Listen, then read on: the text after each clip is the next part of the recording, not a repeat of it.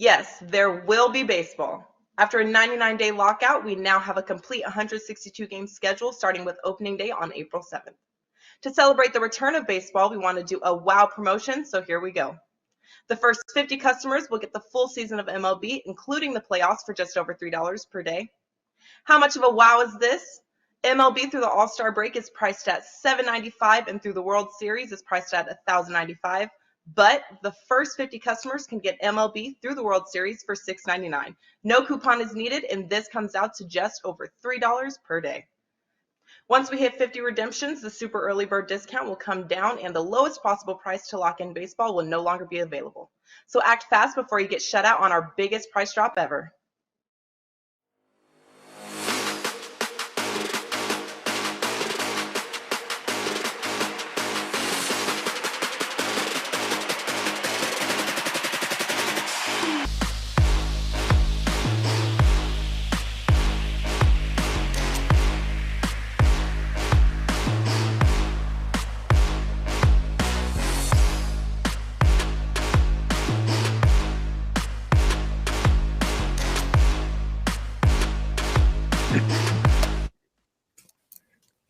Welcome. Here we go. It's Wednesday, March 16th, and we are inching ever so closer to the round of 64 in the NCAA tournament.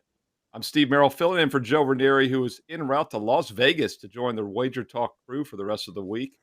I'm joined by a couple great Wager Talk cappers, though, who are going to get us through this Wednesday afternoon. It's Drew Martin, Adam Trigger, and look, guys, we got a lot of games tonight on Wednesday in the NBA. 12 games. We got 7 NIT games, 6 college basketball classic games.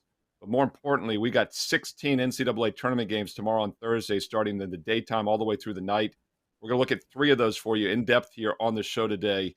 So be sure you're checking us out live every weekday at 2 p.m. Eastern, or if you miss it, archive 24/7 right here on Wager Talk TV. Before we get to those games, let me bring on Drew Martin. Drew, your thoughts for college hoops here. We're getting ever so closer to the tournament. What you got going on at WagerTalk.com? Yeah, Steve, got a bunch going on. Got a play for tonight, a good one I like, a best bet up in the play-in games, and got a 5% max limit up for round number 1 of the NCAA tournament tipping off tomorrow, Steve. So 7-1 heater in college basketball, over 60% really in 2022. So seeing it well, and hopefully March Madness is as good as conference tournaments was, Steve. And always looking forward to breaking down the games, man. So hopefully it's a good March Madness for you as well. 5% max limit. I like the sound of that. That gets me excited, Drew. And I'll tell you what, 7-1 also gets me excited. Not a bad time to be heating up in college hoops, right? And Adam Trigger's also a college basketball expert. Adam, what you got going on at WagerTalk.com? Well, Steve, let me tell you one thing. If you're looking to ride a hot streak, buy whatever Drew's got. If you believe in if you want to buy low right now, look at me. Had probably the worst weekend of my college basketball season last weekend. Split so far to start the week, but I've got a 2-pack up for both the playing games tonight. I like these quite a bit, and I have to believe that I get a little bit of an uptick here going into the NCAA tournament. So 2 plays I really like. I'm actually giving out 3 best bets to my clients tonight, and one of them you're going to get at the end of the show. So let's turn it around. Hopefully we're cashing tickets. I'm out in Las Vegas. I'm pretty sure Drew is like in a room down the hall from me right now at the Westgate. So hopefully we're cashing tickets here all weekend. And hopefully the Prez does not know either of your locations. We had Arthur Caesar on Wager Talk today earlier, and apparently he came in either last night or Monday shouting for Arthur at the Westgate Superbook. And Carmine had to be the voice of reason. That kind of puts everything into perspective there. So, yeah, you guys can have a fun time out there. And once again, listeners, viewers, if you'd like to join all these guys, including Joe Raineri, as I said, is on his way as we speak, 2 to 7 Vegas time Friday, 2 to 7 p.m. on Friday afternoon Vegas time at the Westgate Superbook on the right offside the Las Vegas Strip, I guess, right, Drew? So it'll be a nice time. Yeah, Steve, we have our crew there on Thursday as well. So if anyone's in town Thursday or Friday, I don't know. I know some of the other Wager Talk guys won't be here till Friday, but we've got like our Hustle Show crew at the very least, and I think a bunch of others will actually be down there tomorrow as well. So Thursday or Friday, we should be at the Westgate all day. Come hang with us. Yeah, and I believe Kelly is in town at 3 a.m. Eastern time. I was messaging her last night. She was still stuck on a flight. So we moved her from today to Friday's show on Wager Talk today. And Kelly's in Vegas as we speak. She's living up to her name. It's official. Kelly is in Vegas. So No more copyright infringements or lawyers involved. Drew, let's start off with some college hoops for Thursday. Look, there's 16 games in the tournament Thursday, 16 games Friday. Give you guys a little advanced handicap here. We're going to have some best bets at the end of the show. Going to look at some Wednesday night games for you live viewers and those catching us on Wednesday. But those catching the replay here on Wager Talk TV, let's dig in some games on Thursday. And I want to talk about Arkansas and Vermont. I want to talk about the Catamounts. This is a team that's made some noise in the past in the NCAA tournament. Arkansas last year, I remember talking to John Ryan before the tournament last year. They had one of the lowest sentiment indicators of any team in the tournament last year. And they were actually one of my long shots a year ago. SEC got, 6 teams in, Drew? Kind of mixed feelings on the SEC this year. Obviously, Kentucky looking really strong. Do you think this is a dangerous spot for Arkansas? Yeah, Steve. I mean, it definitely could be. And looking at the Wager Talk odds screen, looks like a 2-to-1 ticket count on Vermont as well. So that kind of points to a lot of people having that sentiment, kind of the public dog, if you will. And you bring up the SEC. Overall, I think you could make an argument. The best conference, I would probably put them at number 2, maybe number 3 behind the Big 12 and the Big 10 there, Steve. But really, just talking specifically about the Razorbacks, a top 40 team, both offensive and defensive efficiency. There's only been one national champion that didn't qualify in both of those efficiency metrics on each side of the floor. That's something I like to look for betting on teams in the tournament. Arkansas, a team that shoots 75% free throws. Love their coach, Musselman. He's only got the one working arm and everything, but kind of fun to watch there on the sidelines. He gets his team amped up, ready to rock. And they're also a team that gets to the free throw line a lot, Steve. Top 10 in the country in terms of where their points are coming from. They're coming from the charity stripe. I like to bet on those type of teams as well. And looking at Vermont, you can see why people like them, Steve. I mean, look at their record. It's really sexy, 17-1 in the America East. However, they're only 16-13 against the spread. So I think the market's kind of onto them. Not necessarily being a great bet all season long. Plus the fact they only rotate 2 guys that are over 6'6", whereas Arkansas, when the Razorbacks play defense, one of the best things about Arkansas is they switch. As long as Chris Likes isn't in the lineup, they'll pretty much switch. So in terms of setting pick and rolls against them, it's not really a good team to do that against. I don't think that necessarily sets up well for Vermont. Plus the fact the America East ranking number 27 out of 32 teams, according to Ken Palm. That's 27 out of 32 in the conferences. So kind of a weaker conference there, the America East this season.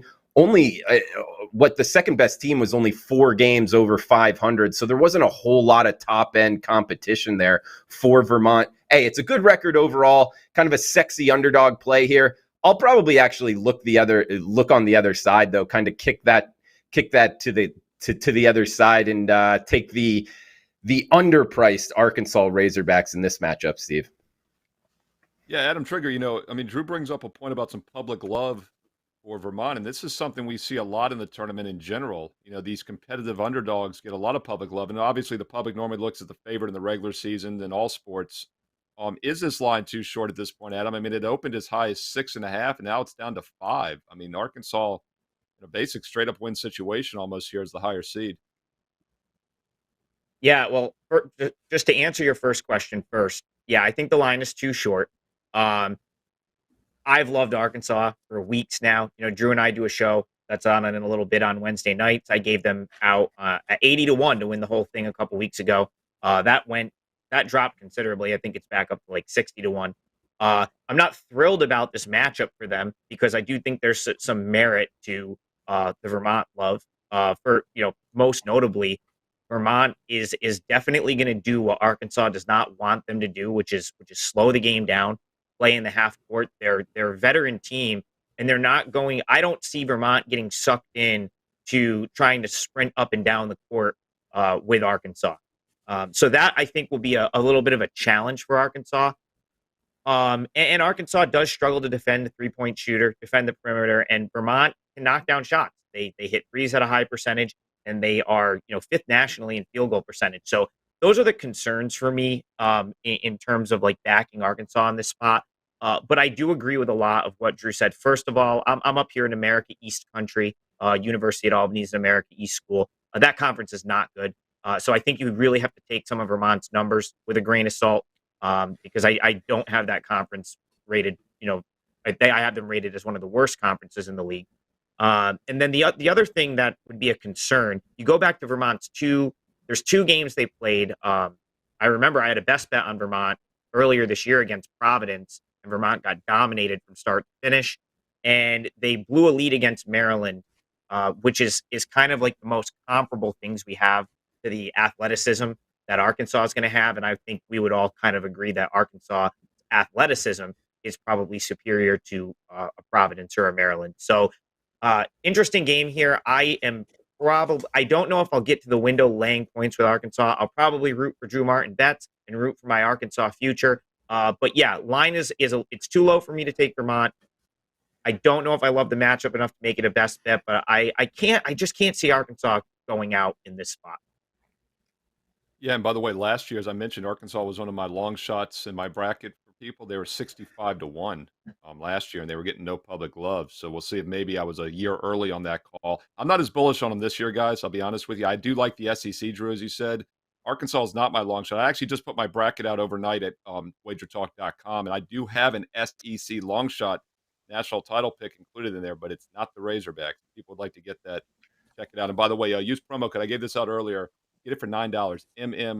MM2022. MM2022 gets my complete 63-game bracket for just $9 if you use that promo code MM2022. Steve Merrill, WagerTalk.com. Let's look at another game on Thursday night. And by the way, that Arkansas game at 9:20 Eastern. Got another late night game on Thursday at 9:40 Eastern. San Francisco, Murray State. The West Coast Conference gets 3 bids this year. Obviously, Gonzaga, no surprise there. St. Mary's, not a surprise. But San Francisco is in as well at 24-9. Murray State, 30-2, one of the best records in the nation. Remember what they did with John Morant, right? And they do it again. Adam, let's start with you this time. Murray State, this is probably the most competitive price game on the board in all the Thursday games. Should go down to the wire. Drew referenced free throw shooting earlier. That's something I always look at here in these close games. Right now, we saw San Fran open as a slight favorite. Now they're a slight dog. They went from about 1.5-point favorite to about a 1.5-point dog. Murray State, the favorite. Total has dropped from 138.5 down to 136.5. So a little bit of money on Murray State, a little bit of money on the under. San Francisco, Murray State. Adam Trigger, what are your thoughts? Yeah, well, first, Steve, it's annoying that they put 2 schools like this against each other because I'd love to be kind of on both of these schools playing against power to conference teams. I think they'd probably both end up being undervalued in that spot. Unfortunately, they're going to play each other. It should make for an amazing game to watch. I don't know if it makes for a great game to bet. I think I'm going to look at the status of Vasilevsky for San Francisco. I think that's probably why you've seen the action flip and the Murray State love a little bit is, how close is he going to be to 100%? He sat out the game against Gonzaga in the West Coast Conference tournament, was injured the game prior. San Francisco is the way I was looking initially here. And again, that's going to be contingent on Vasilevsky's health. But, they've played the elite competition to they've obviously played the elite competition to warrant being an at-large bid. They had wins. You go back to the non-conference. Davidson, Nevada, which is significant because Grant Sherfield is like they've proven they could handle a score like Grant Sherfield. Towson, UAB, who's in the NCAA tournament. Towson won the Colonial regular season. Arizona State, all wins for San Francisco. They had to play BYU, Gonzaga, St. Mary's, and even Santa Clara, who had a great season this year in conference play. So that West Coast Conference, it's always good, very good in terms of we think of mid-major conference. That played more like a major conference this year, in my opinion. So San Francisco is battle-tested, veteran team. I like their head coach. So I'm leaning toward them in this matchup. But man, if Vasilevsky is limited, or God forbid he doesn't play here, that would be concerning. So slight lean San Francisco. I'm going to want to see how the market plays out over the next 24 hours or so to make a firm decision on this game. Yeah, and Drew, I don't think it's a coincidence that we always get one of these mid-major matchups because the committee likes to get them out sooner than later. Everyone loves a good Cinderella story, but the reality is that the power schools are what gets the ratings and gets the TV money, right? So I don't know. I don't think it's a coincidence. Every year we seem to have, like you said, Adam, 2 teams that you like to play on, playing against each other. Drew, do you like one of these teams more as a play on, or is it a tough call for you with the point spread pretty much around 1.5? Yeah, Steve, with the flip favorite, you can kind of see why at times. And also interesting to note, movement on the total as well. It was, 138. We're seeing some under money, usually first round games to the under. That tends to be a sharp move. We get a full 1.5 move. So watch that as well. Murray State, 30-2. I mean, sometimes, it's one of those things, no matter who you're playing, you're winning 30 games, only losing 2. And actually, one of their losses was against Auburn, a 2 seed here, and they played them pretty strong. So this is a Racers team that I'm not necessarily looking to go against. You can kind of see why the line movement here is on them. Undefeated this year since January 1st, 20 straight wins. Now, both teams do struggle at the free throw line. Both under 70% on the season. So in a competitively priced game, that's something to watch down the stretch, who's knocking down their free throws. One thing matchup-wise, the San Francisco Dons. Side note, the Dons versus the Racers. I love both of these team names here, mascot-wise. But top 10 three-point defense here for the Dons.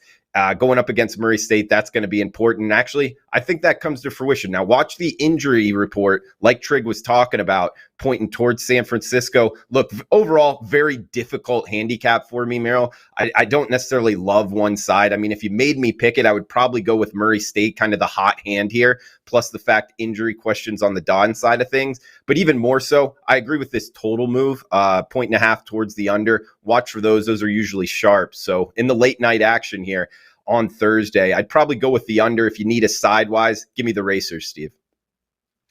Yeah, you're right. I think the sharps do usually hit the under. Obviously, playoff caliber games. We talked about this in the NBA playoffs. The NBA playoff games are a couple baskets lower scoring on average for decades now than the regular season, and you probably see a little more intensity. Of course, what gets you, though, down the stretch is free throws, and that's so hard to predict ahead of time. And in a competitive 1.5-point spread game, you do worry about it being close and one team fouling a little extra down the stretch. But we have seen money coming on Murray State and money on the under for that late night game. And now I'm going to finish with the third one on Providence and South Dakota State. And Adam Trigger and I talked about this the other day on Wager Talk Today. It's a fascinating game for me because when the brackets came out on Sunday night, two teams I was really curious to see who they have is Providence and South Dakota State. And of course, they end up playing each other. Maybe that's a coincidence once again. Maybe it's intentional. But South Dakota State, the best three-point shooting team really in recent history. Getting about, 46% on the season. Number one in the country out of 358 teams. Providence, meanwhile, the luckiest team out of all 358 in the Ken Palm luck rankings and some others. They rank only in the 40s for the power rating. That'd be like a 10 or 11 seed. They got a 4 seed. Odds makers are obviously saying this is not your typical 13-4 game with a point spread of 2. And Drew, I'll throw it back to you first. Providence only a 2-point favorite. It actually opened 2.5. South Dakota State, a tremendous offensive team. They play fast. Obviously, in a one-and-done scenario, a team that can shoot the three like South Dakota State is always dangerous. Surprisingly, though, the totals come down from 151.5 to 149.5. You would think if, a little money comes in on South Dakota State, you'd see some money on the over maybe, but it's been the other way. South Dakota State in the under so far. How you looking, Drew Martin? Gosh, what an interesting handicap here. This is a lot going into this one, Steve. No doubt about it. You bring up the point spread. You bring, even the seeding wise, I would think this is a unique situation in terms of the lowest point spread, given the discrepancy in the seeding for the tournament. And you can see why. I mean, you look at the Jackrabbits, talk about good mascots there, South Dakota State. They've won 21 games in a row. They haven't lost this year. They actually haven't lost since December 20th of 2021. You bring up the fact, number one team in the country in three-point percentage, number one field goal percentage as well, and they knock down their free throws. So very talented shooting team overall. Guys, very, very high IQ basketball team with South Dakota State. Now, from the Summit League, got to bring that into account. We've been talking conferences here, and that's going to matter a lot in the tournament, how these teams play now, given strength of schedule coming to the forefront. Ed Cooley, a lot of people down on him with Providence, saying a kind of a luckier team this season. Make what you will with the word luck. I don't know. I think there's actually something to this, though. An older team, an experienced team winning close games. I actually think that there's repetitiveness in there. That's kind of a talent to it. Talking about Providence here, and only -2 guys. No secrets now. South Dakota State very publicly bet team in round one. So this is an early game as well, something to note here. But Steve, this is a tough one. And to tell you the truth, I'll probably kick the trend here at taking South Dakota State. Give me Providence. Give me the Friars here if you need a side. Yeah, and you're right. It is an early game. We started with those late night games. This is, I believe, like a 12:40 Eastern game there, Adam. And South Dakota State, 44% from three-point range this season, number one in the country. Obviously, in a one-and-done scenario, a one-game scenario, that's always dangerous. Talking about that luck factor, I mean, we've all talked about it a lot on different shows the last few months. Just for the viewers out there, I mean, basically the Ken Palm luck factor, from my understanding, I don't put a lot of credence in it. It's basically kind of straight up wins, right? You've won more, you've lost more than you should. It's not really a point spread indicator. But what it does tell me is maybe, teams are a little bit weaker than their overall record. But obviously the betting markets, the odds makers pay attention to it, because like this 2-point spread, like Drew said, is very low for a 4-13 game. Adam, do you think South Dakota State is for real? They play fast, which concerns me, but their shooting's pretty enticing. How you playing this one? So we've got a few extra minutes with just two of us. So I just want to point out what's going on here with like a lot of these games, because go back to our breakdown of Vermont, Arkansas, and then this game, like this is what the odds makers are doing. They know that the betting public is going to want to bet dogs, and that's like rare for, it doesn't really line up with the rest of the season, but that's how it goes in March. So what they're going to do is hang a number that they know is going to get action, but that someone as smart as Drew Martin Betts knows in the, probably why he's on Arkansas and Providence, is a number that's too short. And that's what we have going on here. So this is a scenario where, like I'd love to look toward South Dakota State, because I do think they are capable of beating Providence, but we're looking at numbers more so than teams.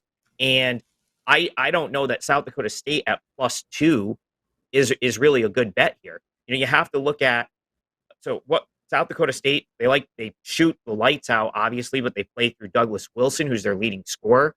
Their sort of big man, that's their post presence. He's going to have to go up against Nate Watson here. He's probably not used to, in the Summit League, they don't have many Nate Watsons. Most of those guys you're going to find in the bigger conferences. Douglas Wilson's been someone that's gotten himself in foul trouble quite frequently, and in Providence, they're as good as any team in drawing fouls, and Nate Watson could really have his way with Douglas Wilson in this matchup. Has Providence been lucky? Of course, based on that metric, but I have to say that's built in here. And at some point, there's luck, and then there's just like making clutch plays. And, Providence, they've done that as well as anyone. The other thing that may undervalue Providence a little bit is they haven't had Al Durham. They didn't have a healthy Al Durham for a stretch. He should be good to go here. So I think that's significant. So in this case, like this would be a spot where I think there's enough merit on South Dakota State. I think they're a good enough team where I'd love to take a shot with them as an underdog, maybe in the 5, 4.5, 5.5 range. But at this number, I think that Providence is probably the correct play against the number, and they're just basically going to dare you to. So they know the odds makers know they're going to get the South Dakota State money, and then they're going to dare the sharp bettors, if you will, to take what is a very favorable number with Providence, what is a very favorable number with Arkansas. And it's honestly why a lot of these first round games end up being good games to sit out or look toward the total. And you got to hope that you can find a couple in there that are not that way.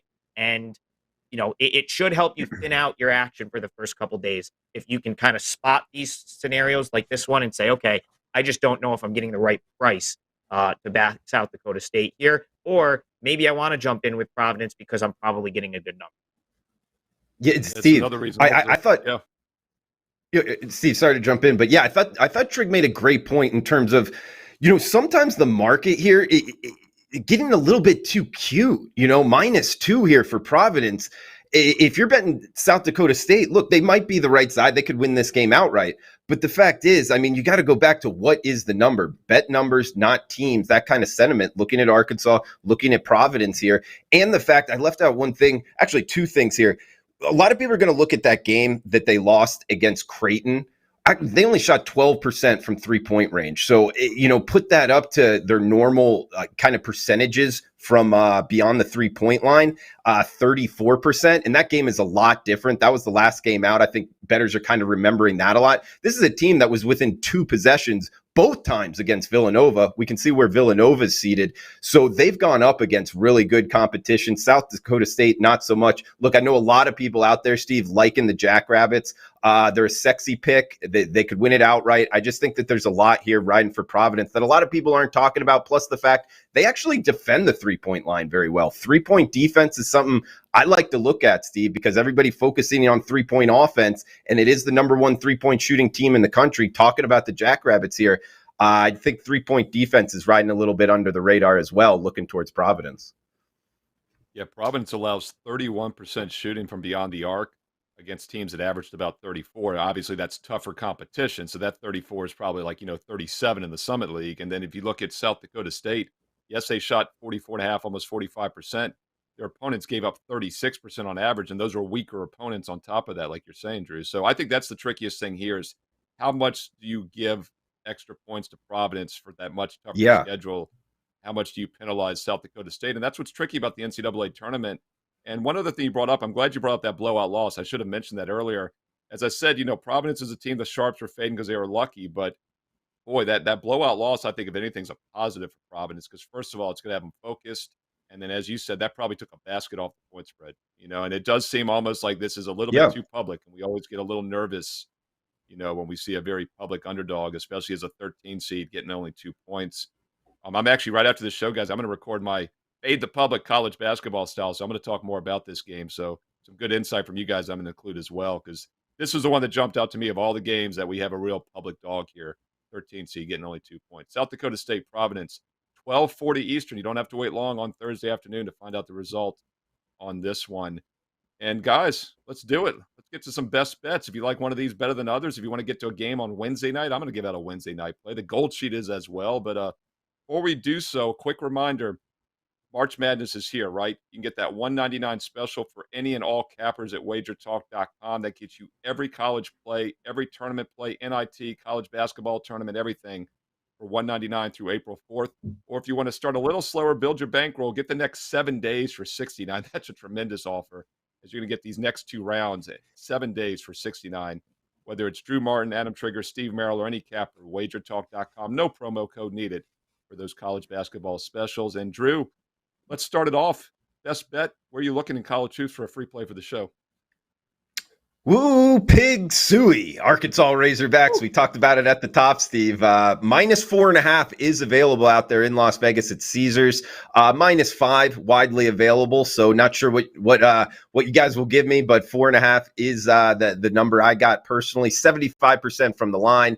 Musselman as a head coach, looking to bet on his squad. Plus the fact, very athletic team from the SEC. They switch on defense. I think matchup-wise, it's going to give the Catamounts of Vermont a tough time. Look, Vermont had a great season this year, guys. No doubt about it. 17-1 in the America East. They're on a heck of a run, winning a bunch of games in a row. Fact is, I think strength of schedule, strength of wins does come into account here. And Arkansas, the last 2 months, there hasn't been many teams in all of Division I college basketball cashing more tickets, meaning being more profitable, being underpriced. So coming into this matchup, this is an Arkansas team that doesn't shoot a lot of 3-point shots. They're more get to the basket. And they're good at the free throw line. We get the better free throw shooting team as well. They've been the more profitable team, talking about ATS record all season long. Vermont, a shorter team as well. I think on the boards, it's going to favor Arkansas, guys. So getting a short number here, under 5s are starting to pop up. We're talking about big public dogs. This is another one. I think we're buying low on the Razorbacks. Give me Arkansas, Steve, is my best bet on Thursday. Yeah, another team coming off a fairly bad loss, you could say, right, in their conference tournament. We talked about Providence in that situation. Arkansas lost by, 18 as a 6-point favorite to A&M. So another reason you probably are getting a discounted price there. Drew Martin likes Arkansas to get it done against Vermont. Adam Trigger, WagerTalk.com. Where are you going for a free play? So this is actually a 4% play for me. I told you I had 3 of them tonight, and I would give 1 out on the show. Now I'm going to go to the. Oh my God! I'm going to go to the NIT tonight It's my only NIT play for the first round of games. I'm going to back the Toledo Rockets. I gave it to my clients at -120. I think it's still, you can still get it in that range. NIT first round is tricky because you have to really gauge motivation, which can be a tough thing. I think a lot of people would have thought that Oklahoma wasn't necessarily motivated last night, and they came out and won huge in their game. So it can be a tricky thing in this matchup. I I think Toledo is going to be the more motivated team.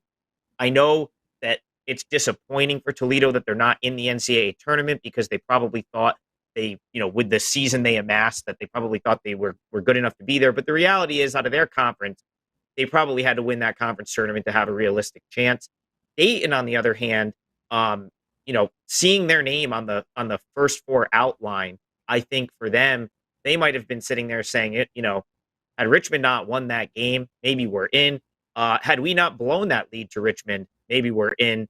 Of course, go back to that game. Malachi Smith gets hurt for Dayton, and Dayton blows a big lead to eventually lead to Richmond. He's probably going to play tonight, but I think this favorite flipping from, I think, Toledo +1, +1.5 at one point now to like -1 would suggest that he's probably not 100%. And then you're getting Toledo at home in this spot, 13-1 at home this season. Their offense is tremendous, 80.7 points per game. They shoot over 48% from the field. Solid 3-point shooting team and a great rebounding team as well. So when I look at these two teams, I think Toledo. I think you could make a case that Toledo's the better team. That you're getting them on their home floor, and I would say that Toledo is there's more to this game for Toledo than there is to Dayton. Dayton's a school that measures success by getting to the NCAA tournament. Whereas Toledo could look at this and say, you know what? We're not in the national spotlight very often. We get to, play a game against an in-state sort of foe that's a bigger name than us, with the chance to go play a high-profile game if we win. I think the Rockets show up tonight, make amends for that, for getting knocked out of their conference tournament early. I'll back the Toledo Rockets to get it done on the money line in the NIT tonight. Yeah, once again, you're getting a 13-1 straight-up home team, as you said, in a basic straight-up win situation against a Dayton team that probably is a little disappointed. And how crazy, guys, would it have been had they been a first four in? Would they have allowed them to play on their true home court in Dayton? I was kind of hoping to see that happen. I mean, that's something that would have brought some controversy, to say the least. And if they really seed them the way they should, they would have been a first four in, because, as you said, Adam, they barely were left out of the tournament. And had they beaten Richmond, would have been a really interesting situation to see them play a first four game on their true home court tonight. But instead, they're going to Toledo because there's two other games on their home court tonight. I'm going to get to one of those as my free play in just a moment.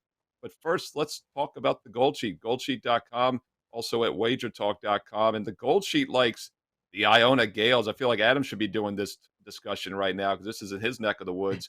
Rick Pitino and company taking Rick Pitino and the Gales as a 6.5-point dog at Florida. Once again, motivation. An SEC team in the NIT probably a little disappointed to be there. Will Pitino get his dog ready to play tonight? The Gold Sheet says yes. The Gold Sheet play of the day, Iona Gales plus the 6.5. There are a few sevens out there. Just shop around and check out the Gold Sheet at wagertalk.com. I'm going to look at another game here for Wednesday night. Let's look at a free Wednesday night play in the NCAA tournament. The first round here, the play-in round, the round of 68, whatever you want to call it. First game on the board at 6:40 Eastern. I like Wright State minus the 2.5 in this matchup against Bryant. Bryant's got one of the best players in the country. Kiss. Got to love that last name. Kiss. And this is a guy, Peter Kiss, you want to keep an eye on. Always a concern when you have a superstar on the team. But if they can shut him down, Wright State wins this game, as he is 7th in the country for percentage of possession. As basically, he's a one-man show. I think Wright State's a little more balanced. They come from the much better conference, obviously, the Horizon League, which was down a notch this year, but still a little strange to see a Horizon team in the play-in game. Both these teams play fast. In fact, Bryant plays at the 7th fastest pace in the entire nation. So I think the over makes some sense as well, over 154.5. But I prefer to have the side in this one. Wright State minus 2.5. They score better from 2-point range. Bryant gives up a ton of points down low. Both teams play fast, so it's going to be an up-and-down game. I think Wright State is better in most statistical categories and against a tougher schedule. We'll take the better team laying the short number. Wright State minus 2.5, 6:40 Eastern tonight on Wednesday in the NCAA tournament first four game. Don't forget my NCAA tournament bracket is available right now at WagerTalk.com. Normally it's $99. I bumped it down to $25, but I'll have a special promo code for everyone watching the show. Get it for $9, MM2022, MM2022. MM2022 gets my complete bracket with 9 first-round upsets, long shot national title pick for just $9. Steve Merrill, WagerTalk.com. And to recap, let's look at those best bets once again. Drew Martin, Arkansas, Big Suey, minus the 4.5. Adam Trigger, Toledo, don't lay the 1.5. Take them on the money line, minus 125 on that 13-1 straight up home court. Myself, Steve Merrill, Wright State, minus 2.5 in the first 4 game tonight on Wednesday. And the gold sheet, Iona plus the 7. Rick Pitino and company going down to Florida, maybe pulling the outright upset, according to the gold sheet. And don't forget, once again, viewers, we're back tomorrow on Thursday during the tournament games. While they're live, we'll have another show looking at some Friday games for you. And then we'll be back on Friday afternoon at the same time looking at some advanced Saturday games. So be sure to check back Thursday and Friday at 1:45 Eastern for college basketball happy hour tip-off show. And don't forget, we're archived 24/7 right here on Wager Talk TV for your viewing pleasure. Do us a favor, hit subscribe real quick if you haven't done so. Keep this content free on a daily basis. Also, give it a thumbs up and like, comment below. Let us know your Final Four picks, your long shots as well for the NCAA tournament. Subscribe, like, and comment below. And check back every day at 1:45 Eastern right here on Wager Talk TV. Thanks, Drew. Thanks, Adam. Thanks, Robert, our producer, back in the studio. I'm Steve Merrill. I'll be back tomorrow on Thursday. Enjoy the games tonight.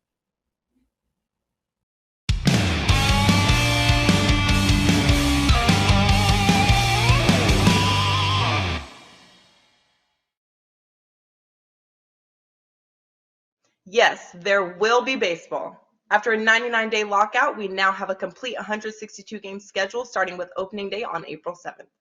To celebrate the return of baseball, we want to do a wow promotion, so here we go. The first 50 customers will get the full season of MLB, including the playoffs, for just over $3 per day. How much of a wow is this? MLB through the All-Star break is priced at $7.95, and through the World Series is priced at $1,095. But the first 50 customers can get MLB through the World Series for $6.99. No coupon is needed, and this comes out to just over $3 per day. Once we hit 50 redemptions, the super early bird discount will come down, and the lowest possible price to lock in baseball will no longer be available. So act fast before you get shut out on our biggest price drop ever.